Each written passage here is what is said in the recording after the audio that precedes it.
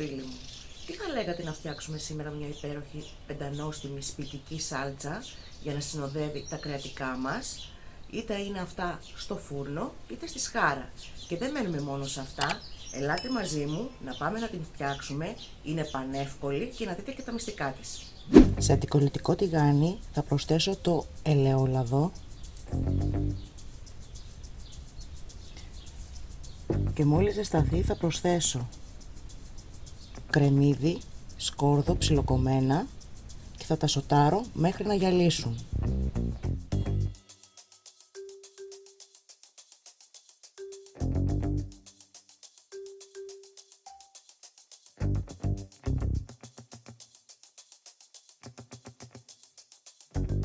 Τα κρεμμύδια μου γυάλισαν και τώρα θα προσθέσω τη μαύρη ζάχαρη και θα τα σοτάρω όλα μαζί μέχρι να καραμελώσουν.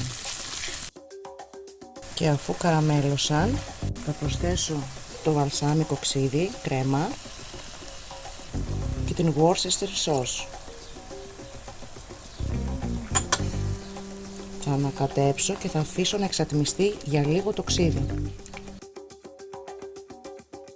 Αφού εξατμίστηκε το ξύδι θα προσθέσω την κέτσαπ,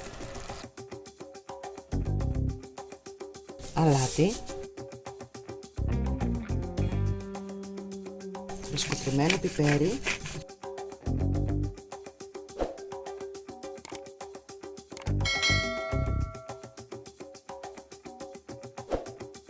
την καπνιστή πάπρικα,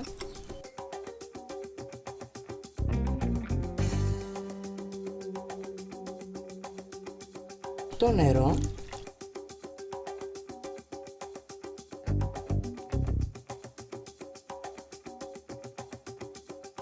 και θα αφήσω να βράσει μέχρι να δέσει η σάλτσα.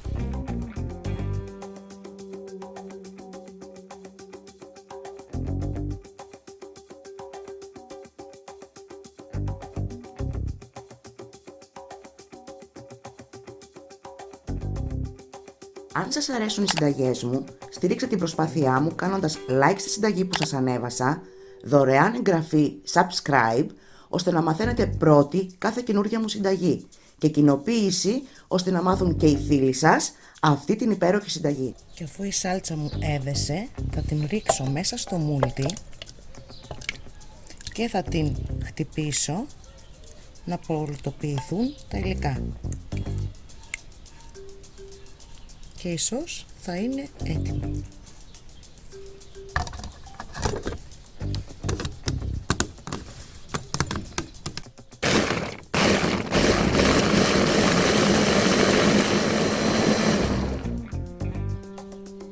Η σως μου είναι έτοιμη.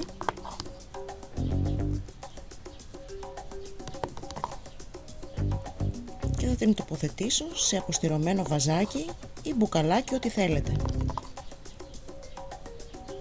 Αφήστε τη σως να κρυώσει πάρα πολύ καλά μέσα στο βαζάκι ή στο μπουκάλι όπου θέλετε εσείς να την τοποθετήσετε και κατόπιν συντηρήσετε στο ψυγείο. Εγώ την έχω διατηρήσει για 1 χρόνο μέσα στο ψυγείο και δεν έχει πάθει απολύτως τίποτα. Δοκιμάστε τη και ελάτε να μου πείτε τις εντυπώσεις σας με ένα σας σχόλιο κάτω από το βίντεο. Εμείς θα τα ξαναπούμε στο επόμενο βίντεο με νέα συνταγή. Μέχρι τότε, φιλάκια πολλά!